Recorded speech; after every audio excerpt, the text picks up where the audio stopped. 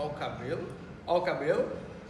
Fala galera, beleza? Sou Rodrigo Stifler e esse é o Atalhos para o Enem. Vamos nessa aula sobre esferas, geometria espacial. Deixe seu like, inscreva-se no canal. Vamos nessa!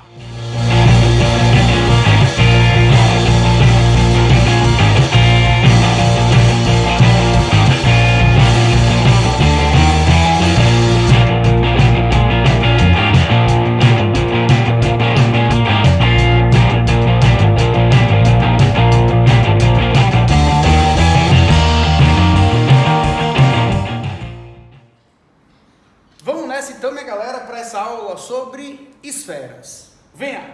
Olha só, primeiro de tudo vamos definir o que é uma esfera. Então, repare, ó, esfera é o lugar geométrico dos pontos do espaço, cuja distância a um ponto fixo, que a gente vai chamar de centro, é igual ou menor que uma constante positiva, que nós vamos chamar de raio. Essa é a definição de esfera. Vamos tentar mostrar de outra forma? Repare só, eu vou pegar um eixo e vou colocar um semicírculo cujo diâmetro está sobre esse eixo, beleza? Se eu rotacionar esse semicírculo em torno desse eixo, eu vou gerar um sólido chamado de esfera. Quer ver? Olha lá, rotacionando o semicírculo em torno desse eixo, eu gero esse sólido de revolução, cujo elemento relevante é o raio, e a gente pode afirmar que a esfera também é um sólido de revolução, pois ele é gerado pela rotação de um semicírculo em torno de um eixo que contém o seu diâmetro.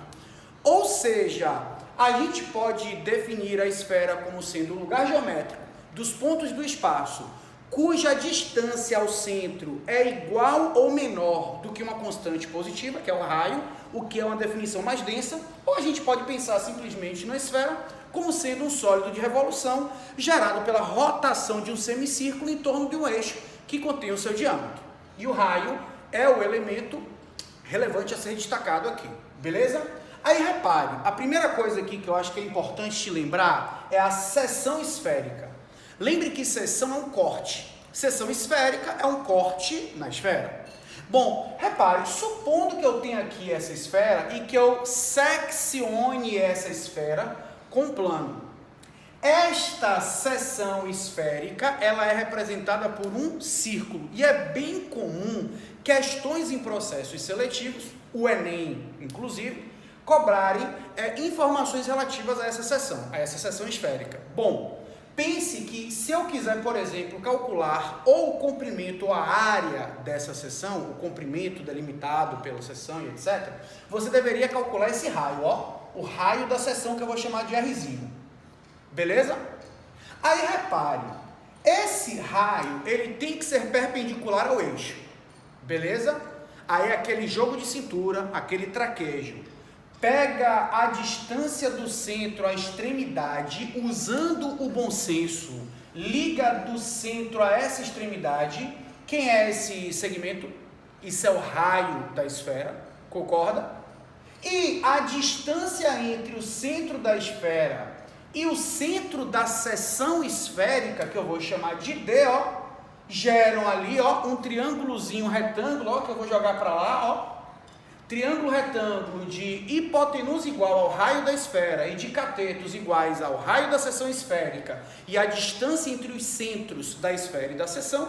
Se é triângulo retângulo, você aplica aí o velho Pipi, teorema de Pitágoras. Um abraço. Beleza? Só daqui você já tem uma questãozinha para resolver. Quer ver? Vou sair de cena e projetar a questão. Repara só. Vamos ler a questão? Para decorar uma mesa de festa infantil, um chefe de cozinha usará um melão esférico com diâmetro medindo 10 centímetros, o qual servirá de suporte para espetar diversos doces. Ele irá retirar uma calota esférica do melão, conforme ilustra a figura, e, para garantir a estabilidade desse suporte, dificultando que o melão role sobre a mesa, o chefe fará o corte de modo que o raio R da seção circular de corte seja de pelo menos 3 centímetros. Por outro lado, o chefe desejará dispor da maior área possível da região em que serão afixados os doces, Percebam aí que você tem um desenho, que é uma esfera representando o melão, e você tem ali as informações. O raio da seção, uma alturazinha H, que é a distância do plano da mesa até a seção feita nesse melão, e ele te dá a região onde serão afixados os doces, a parte achurada será apoiada na mesa, e a calota a ser cortada e eliminada. Aí ele diz, para atingir todos os seus objetivos, o chefe deverá cortar a calota do melão numa altura H em centímetro igual a... Pausa o vídeo e tenta fazer. Pessoal, para tentar ilustrar, para tentar tornar isso um pouco mais concreto, olha só, repare, a ideia da questão é um melão que deve ser cortado, seccionado, ou seja, você vai retirar a calota, beleza? Você vai retirar uma calota, fazendo com que essa seção plana, essa seção esférica que vai ser gerada, ela sirva de apoio sobre a mesa e você vai fixar os doces aqui. Acredito eu que você já deva ter visto isso tranquilamente, não é? Em festas isso acontece. Bom, aí repare, o grande lance dessa questão, primeiro que ela não é uma questão difícil, mas o grande lance dessa questão é você interpretar o seguinte, olha o que ele fala. O chefe fará o corte de modo que o raio R da seção de corte seja de pelo menos 3 centímetros. Ou seja, esse raio ele tem que ser de pelo menos 3 centímetros. Bom, se ele é de pelo menos 3 centímetros, ele tem que ser de 3 centímetros ou de algum valor maior do que 3 centímetros. Beleza? Tranquilo? Só que aí repare, ele diz o seguinte... O chefe desejará dispor da maior área possível da região em que serão afixados os doces. Ou seja, galera, se liga. Você vai fazer um corte, só que o chefe, ele quer que o raio desse corte seja no mínimo de 3 centímetros. Em contrapartida, ele quer que essa região onde serão afixados os doces seja a maior possível. Minha gente, se esse raio precisa ser no mínimo de 3 centímetros, e se ele quer que a área que sobre seja a maior possível, esse raio tem que ser de 3 centímetros. Se você não conseguiu enxergar porque esse raio tem que ser de 3 centímetros, você pausa o vídeo, leia a questão, volte um pouquinho o vídeo para de novo assistir a essa explicação. Você tem que conseguir chegar à conclusão de que esse raio vale 3 centímetros. Beleza? Aí repare só, ele disse que o diâmetro da esfera é de 10 centímetros. Vocês percebem que isso aqui é o raio da esfera. Se o diâmetro vale 10 centímetros, o raio vale 5. Então vamos ampliar aqui a figura? Repara só, esse triângulo retângulo, aqui é o raio da esfera, que é 5. Aqui é o raio da seção, que é 3. Então, beleza até aí?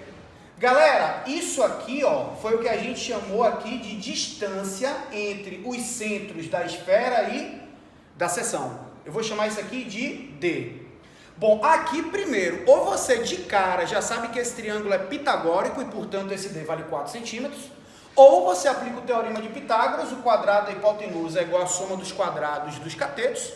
25 menos 9 é 16, 25 menos 9, perdão, é 16, raiz quadrada é 4. Aí é que vem o distrator.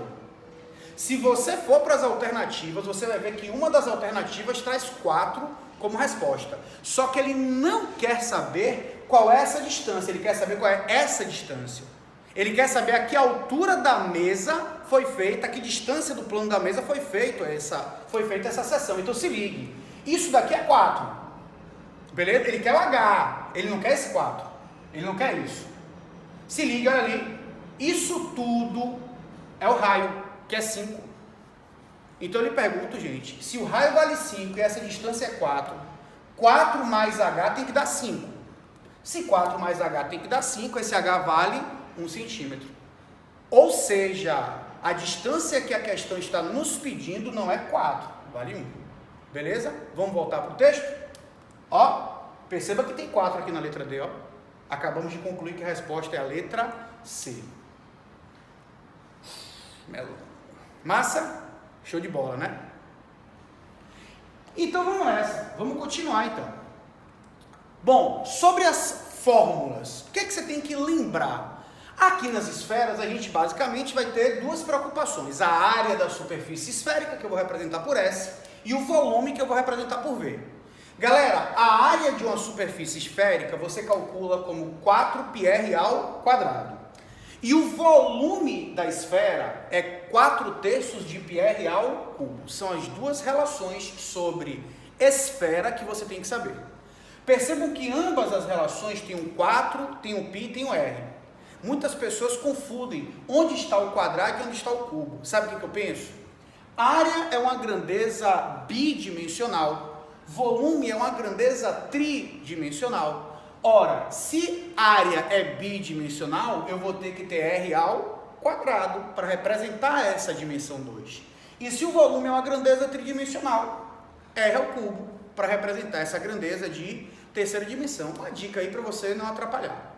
Bom, então eu vou aqui sair de cena novamente para que você analise essa questão. Vamos lá. Em um casamento, os donos da festa serviam champanhe aos seus convidados em taças com o formato de um hemisfério, figura 1. Porém, um acidente na cozinha culminou na quebra de grande parte desses recipientes. Para substituir as taças quebradas, utilizou-se um outro tipo com formato de cone, figura 2. No entanto, os noivos solicitaram que o volume de champanhe nos dois tipos de taça fosse igual. Percebam aí, turma, ó, vocês têm uma figura 1, onde você tem uma taça em forma de hemisfério, cujo raio vale 3 centímetros, e uma figura 2, cuja taça tem forma de cone e o líquido forma um cone de raio 3 centímetros e cuja altura nós não sabemos. Aí ele diz o seguinte: sabendo que a taça com formato de hemisfério é servida completamente cheia, ele quer saber a altura do volume de champanhe que deve ser colocado na outra taça em centímetros. Pausa o vídeo e tenta resolver. Bom, curiosidade sobre essa questão. Eu não coloquei aqui, mas na prova do Enem, em 2010, quando essa questão caiu, ele dava assim, ó, considere, tinha a fórmula do volume da esfera e tinha a fórmula do volume do cone na questão. A questão deu as fórmulas para calcular volume de esfera e volume de cone. Aí você fala assim, ó, poxa, que massa, rapaz, ó, minha humilde opinião, viu? Nesse caso, ele te deu as fórmulas de propósito para induzir a galera a cair no distrator. Quer ver? Se você ler o texto, ele está pedindo a altura do nível de champanhe que tem na taça em forma de cone, para que esses dois recipientes aqui, ó, para que essas duas quantidades de champanhe sejam iguais. Em outras palavras, você vai ter que igualar os volumes. Lembrando, igualar o volume da taça em forma de hemisfério ao volume de champanhe da taça em forma de cone. Você não vai igualar o volume das taças, porque a questão disse que a taça em forma de cone, ela não é servida cheia. Beleza? Tá vendo aqui que ela não é cheia. Agora, você sabe onde é que está o distrator? Sabe onde é que está o distrator? Deixa eu colocar aqui, ó. Lembre que eu te disse, estava aqui, ó. Considere volume da esfera, ele te dava a fórmula, 4/3 de πr ao cubo, e te dava a fórmula do volume do cone, 1/3 de πr ao quadrado vezes h. Sabe qual é o problema? Quando você, aí é minha opinião, não sei se você vai concordar comigo, quando ele te fornece a fórmula, você meio que dá uma relaxada, você fala assim, ó, a fórmula, e é nesse A que você toma rasteira, porque ó, se você pegar a fórmula de esfera, de volume de esfera, e igualar a fórmula de volume de cone, você vai cair no distrator, porque não está sendo dito aqui para você igualar o volume de uma esfera ao volume de um cone. É o volume de um hemisfério, da metade de uma esfera. Então, ó, é isso aqui. Agora pense comigo. Se o hemisfério é a metade de uma esfera, então o volume do hemisfério tem que ser a metade do volume da esfera. Se volume de esfera é 4πr ao cubo sobre 3, a metade é 2πr ao cubo sobre 3. Você vai pegar o volume da esfera e dividir por 2. Então, ó, volume do hemisfério, metade do volume da esfera, volume do cone, de líquido do cone, né? De líquido. Detalhe que eu usei o mesmo R porque os raios são iguais. Beleza? E aí, minha gente, é cancelar. Cancela π com π, 3 com 3, r ao quadrado com r ao quadrado, ó. Dá para cancelar aí quase tudo, ó. Cancelando isso tudo, ó, vai sobrar 2r igual a h. Sendo que o raio vale 3, ou seja, essa altura vale 6 centímetros. Lembre, o que eu te falei sobre o distrator? Se você vai ser induzido ou induzida pela fórmula que a questão forneceu, de volume de esfera, você ia botar aqui 4. Aqui ia ser 4. 4 vezes 3 é 12. Você acharia 12. Olha o esparro. Olha quem está aqui. 12. O distrator está presente. Resposta letra B, 6 centímetros. Beleza? Vamos nessa. Para finalizar então essa aula sobre esfera, fuso e cunha esférica. Repare. Se eu pego aqui uma esfera, vou destacar aqui o eixo. Eu vou pegar aqui, ó, e vou colocar duas folhas semicirculares. Beleza? Repare, suponha que isso seja o globo terrestre. Suponha que essas duas linhas imaginárias, você lembra aquelas linhas imaginárias verticais que você chama de meridianos? Lembra? Então, ó, eu estou com 2 meridianos aqui. Existe uma certa abertura entre essas duas folhas semicirculares. Vou chamar essa abertura de alfa, tá? Tranquilo? Bom, existe a parte da área da superfície esférica delimitada entre esses 2 meridianos. Essa parte aqui, ó, da superfície esférica delimitada entre os 2 meridianos, a gente vai chamar de fuso esférico. E o fuso, ele tem área. Beleza?